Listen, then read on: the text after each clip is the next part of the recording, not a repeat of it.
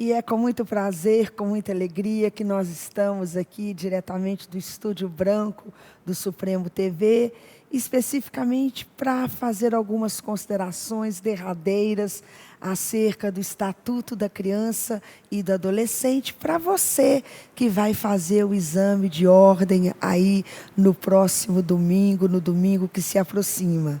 Para os que estão comigo pela primeira vez, eu gostaria de me apresentar. O meu nome é Reivane Jabur, eu sou professora de Direito Civil, professora do Estatuto da Criança e do Adolescente, do Código de Defesa do Consumidor. E o objetivo, o propósito nesta oportunidade é trazer as considerações acerca dos aspectos mais importantes, mais relevantes sobre o direito das crianças e dos adolescentes, exatamente com este afã de chamar a memória remota para a tona, exatamente para que os senhores estejam preparados para a prova que se aproxima. E, portanto, eu não tenho a menor pretensão em esgotar o conteúdo e nem poderia ser. Nós estamos aqui só para uma revisão geral acerca dos pontos mais importantes do ECA e que nós acreditamos que tenha uma probabilidade maior de ser cobrada na sua prova, de ser cobrada no seu concurso. E a primeira coisa que eu gostaria de relembrá-los é com respeito ao critério que foi utilizado para a construção do Estatuto da Criança e do Adolescente.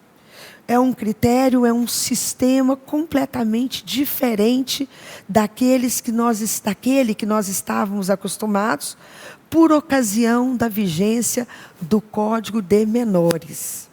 Vejam que o Código de Menores, ele trabalhava com as consequências em virtude da carência ou da delinquência dos menores. Todas as vezes que houvesse ou carência ou a delinquência, o sistema do Código de Menores era um sistema de abrigamento. No caso da carência, os menores eram colocados em abrigos e, no caso da delinquência, nas casas de detenção. Hoje não. Vejam que o maior princípio norteador do Estatuto da Criança e do Adolescente, do ECA, é o princípio da proteção integral de toda a população infanto-juvenil. Vejam que, por este princípio da proteção integral, nós passamos a olhar todas as crianças e adolescentes como sujeitos de direitos fundamentais. De maneira que o ECA, ele foi editado, ele foi introduzido no ordenamento jurídico exatamente para conferir proteção integral a todas as crianças e adolescentes, consagrando ali outros direitos fundamentais, além daqueles que já estavam consagrados na Constituição de 1988. O ECA, ele foi editado exatamente atendendo a esse comando constitucional que determina que não só a família, como também a comunidade, a sociedade e o Estado garantam proteção integral a todas as crianças e adolescentes que são titulares de direitos fundamentais, tais como direito à vida, direito à saúde, direito à educação, direito ao lazer, direito ao convívio familiar e comunitário, enfim, uma série de direitos fundamentais que foram, então, resguardados a todas as crianças e adolescentes. E além desse princípio da proteção integral, Outro princípio que foi norteador de toda a edificação do ECA é o princípio da primazia. Vejam que o princípio da primazia é o que vai garantir a todas as crianças e adolescentes prioridade absoluta, vejam, naquela proteção. O ECA, como eu disse, cumprindo comando constitucional, atendendo ao disposto na Declaração Universal dos Direitos das Crianças e do Adolescente, determina não só que a família, a sociedade, o Estado protejam integralmente as crianças e adolescentes. Perceba, não é só proteger, é conferir, é garantir proteção integral às crianças e adolescentes como titulares de direitos fundamentais, determinou que essa proteção se dê com prioridade absoluta. E o que a prioridade absoluta quer significar para nós? Vejam, preferência na execução das políticas públicas. Quando os municípios, os estados, a União forem escolher as políticas públicas, eles deverão dar preferência a todas aquelas que atendam aos interesses, aos direitos das crianças e adolescentes. Conferir prioridade absoluta na proteção implica em atendimento prioritário às crianças e adolescentes nos atendimentos públicos, nos atendimentos particulares de interesse social. Ou seja, se chegar num posto de atendimento médico público, uma criança ou adolescente e um adulto, a prioridade no atendimento é para a criança, por causa desse princípio que vai nortear toda a construção do Estatuto da Criança e do Adolescente. Então, vejam que são estes os dois princípios norteadores da construção do ECA. O princípio da proteção, eu escrevi aqui errado, peço desculpas, o princípio da proteção integral, está aqui agora, já corrigi, e o princípio da prioridade absoluta. Estes dois princípios nós extraímos, então, do nosso Estatuto da Criança e do Adolescente, exatamente na parte inicial, na parte que inaugura esse microsistema legislativo. Vejam que o ECA dispõe exatamente sobre a proteção integral à criança e ao adolescente. A criança e o adolescente gozam de todos os direitos fundamentais inerentes à pessoa humana, sem prejuízo da proteção integral de que trata esta lei, assegurando-se-lhes por lei ou por outros meios todas as oportunidades e facilidades a fim de lhes facultar o desenvolvimento físico, mental, moral, espiritual e social em condições de liberdade e de dignidade. Vejam que esta legislação específica, que determina a proteção integral com prioridade absoluta a todas as crianças e adolescentes, uma proteção que deve ser dada com prioridade absoluta, tem como protagonistas as crianças e adolescentes. E para os fins desta lei, nós consideramos crianças todas as pessoas com até 12 anos de idade. E consideramos adolescentes aqueles menores que se encontrarem no limite etário de 12 a 18 anos. Então, consideram-se crianças todas as pessoas com até 12 anos de idade, e adolescentes, aquelas que se encontrarem neste limite etário de 12 a 18 anos. Embora o Estatuto da Criança e do Adolescente tenha como protagonistas crianças e adolescentes, portanto, menores até 12 como criança e de 12 a 18 como adolescentes, excepcionalmente, em algumas situações específicas, o Estatuto também poderá ser aplicado aos que se encontrarem no limite etário de 18 a 21, que nós denominamos jovens. Então, além das crianças e dos adolescentes, excepcionalmente, o ECA pode ser aplicado, estendido também à população juvenil, aos jovens, que são aqueles de 18 a 21 anos. Pois bem, dentre os direitos fundamentais que são consagrados especificamente no Estatuto da Criança e do Adolescente, como forma de conferir proteção integral a essa população infanto-juvenil do território nacional, nós temos o direito à convivência familiar.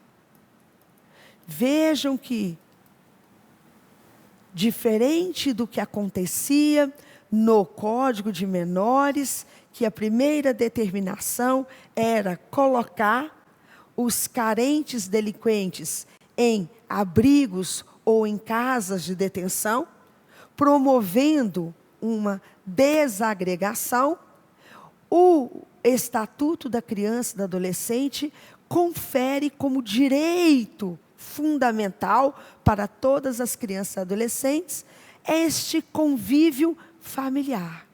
De maneira que nós devemos fazer de tudo para colocarmos os menores junto com a família, convivendo com a família. E, de preferência, essa família deve ser a família natural. Vejam, e se não for possível a colocação em família natural, nós até podemos colocar em família substituta. Então, todas as crianças e adolescentes têm resguardado o direito ao convívio familiar, de preferência que essa família seja a natural, mas se necessário for, nós podemos até admitir a colocação em família substituta. Portanto, vejam que as medidas de internação, elas são medidas excepcionalíssimas e sempre temporárias. Se for necessário aplicarmos a uma criança ou a um adolescente uma medida de proteção consistente em recolhimento de instituições de internação, vejam que isso vai ser uma medida excepcional e sempre temporária. Porque as crianças e adolescentes só devem ficar submetidas à internação até serem reintegradas no seio da família natural ou colocadas numa família substituta. Então, guardem isso. Nós até admitimos, como medida de proteção às crianças e adolescentes, o acolhimento em instituição de internação. Tá? Nós não negamos essa possibilidade de as crianças e adolescentes serem acolhidas em instituições destinadas para internação, mas sempre de forma excepcional e temporária, até que as crianças sejam reintegradas no seio da família natural ou colocadas em famílias substitutas, se houver necessidade. Então, o convívio com a família natural é regra. A colocação em família substituta é exceção. E a internação é a exceção da exceção. Por quê? Porque nós só vamos admitir temporariamente até que se reintegre na família natural ou que se faça a colocação em família substituta. Nós temos no ECA, vejam, 3 possibilidades de colocação de crianças e adolescentes em famílias substitutas. Vejam que a colocação em família substituta pode se dar através da guarda, pode se dar através da tutela ou através da adoção. Guarda, tutela e adoção são maneiras diferentes de colocação de crianças e adolescentes em família substituta, quando não for possível mantermos a convivência delas com a sua família natural. Sendo certo que a guarda é uma medida precária, sempre provisória, a tutela é uma forma de colocação em família substituta para os menores que estiverem fora do poder familiar, quando não tem nenhum dos pais para lhes representar ou assistir nos atos da vida civil, enquanto que a adoção é uma forma de colocação em família substituta definitiva. Enquanto a guarda é provisória, a adoção é uma forma de colocação em família substituta de forma definitiva, porque ela serve exatamente para constituir um vínculo de filiação pelo critério socioafetivo. Porque o que é adotar? Adotar significa tomar o filho de outro como se nosso próprio fosse, criando com ele uma relação de afetividade. Vejam que os filhos por adoção não são filhos de sangue, são os filhos do coração. Porque são aqueles filhos que os pais elegem, que os pais escolhem ter.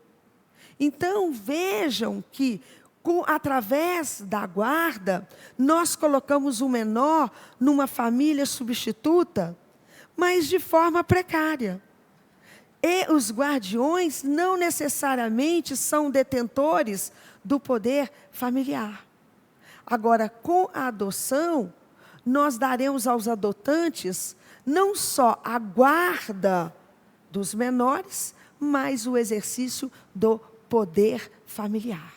Porque os que adotaram, para todos os efeitos, se tornarão pais do adotante, em igualdade de condições com aqueles que têm laços de sangue e vínculo biológico.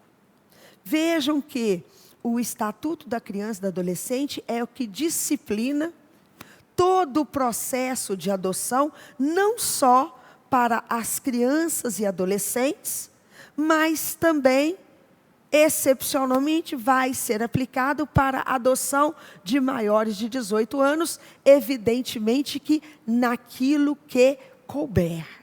Nós aplicamos o ECA para a adoção de maiores de 18 anos, naquilo que couber.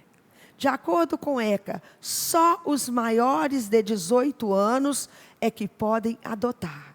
Então, existe uma idade mínima para adoção, que é 18 anos. Sendo que haverá de existir uma diferença de pelo menos 16 anos entre adotante e adotado. Então, o que se quer é que o adotante seja pelo menos 16 anos mais velho, do que o adotado.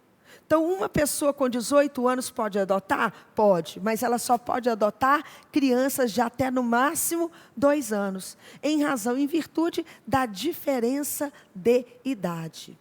E para os senhores guardarem o porquê dos 16 anos, é só lembrarem que 16 anos é a idade mínima para casar.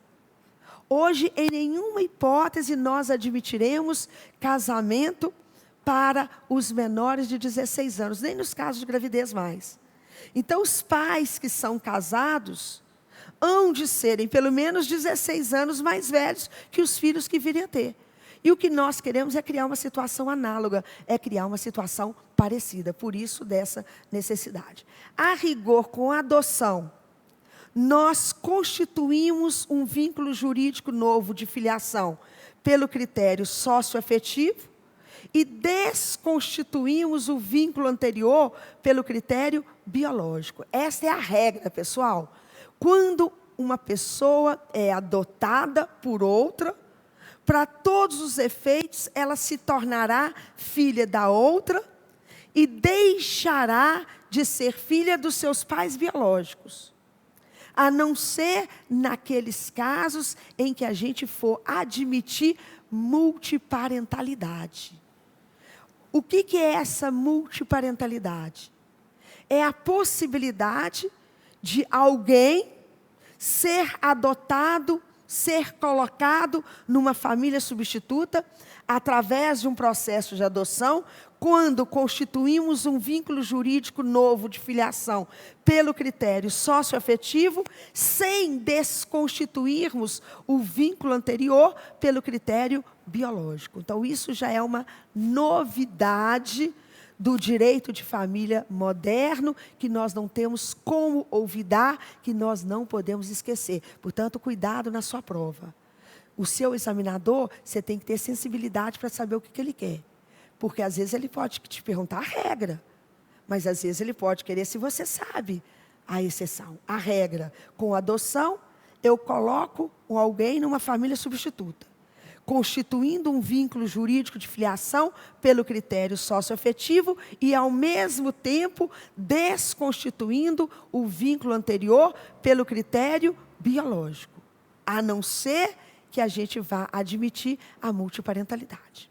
Então, vejam que um dos aspectos importantes do Estatuto da Criança e do Adolescente, além daqueles princípios que eu já destaquei para os senhores, diz respeito a esse direito que toda criança e adolescente tem ao convívio familiar, de preferência com a família natural, a não ser que haja necessidade de colocação em família substituta, através de guarda, através de tutela, através de adoção, e as medidas de acolhimento e instituição de atendimento são medidas excepcionais.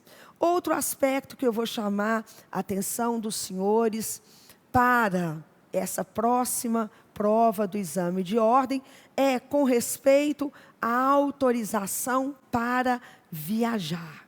Eu estou chamando a atenção dos senhores para este tópico do ECA, autorização para viajar, exatamente em virtude de recente alteração na redação do ECA. Tudo que é alterado recentemente tem uma probabilidade maior de cair. Então, nós tivemos uma alteração agora, no mês de março de 2019, e que nós, então, acreditamos que tenha uma probabilidade enorme de ser cobrada na sua prova. Portanto, prestem bastante atenção na nova redação conferida ao artigo 83, pela Lei 13.812, de março passado, de março de 2019. Artigo 83 na sua tela. Nenhuma criança ou adolescente menor de 16 anos poderá viajar para fora da comarca onde reside, desacompanhado dos pais ou dos responsáveis, sem expressa autorização judicial. Pessoal, olha o que mudou.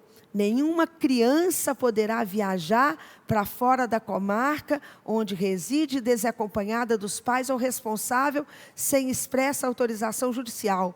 Agora, nenhuma criança ou adolescente com menos de 16 anos poderá viajar para fora da comarca onde reside, desacompanhado dos pais ou dos responsáveis, sem expressa autorização judicial. Então, um adolescente que estava no limite ali de 12 a 16 anos, que antes poderia viajar de Belo Horizonte para São Paulo desacompanhado, agora não pode mais. Ou ele tem que estar com pais, ou com o responsável, ou terá que ter a autorização judicial. Então, a alteração foi para os menores naquele limite etário de 12 a 16. Porque as crianças já não podiam mesmo na versão original do ECA. Agora, nem crianças, nem adolescentes com menos de 16 anos. A autorização não será exigida quando tratar-se de comarca contígua à da residência da criança ou do adolescente menor de 16 anos, se na mesma unidade da federação ou incluída na mesma região metropolitana. Então, dentro do mesmo estado, e desde que na mesma região metropolitana, esta autorização estará dispensada. Por exemplo, Belo Horizonte e Nova Lima estão na mesma região metropolitana.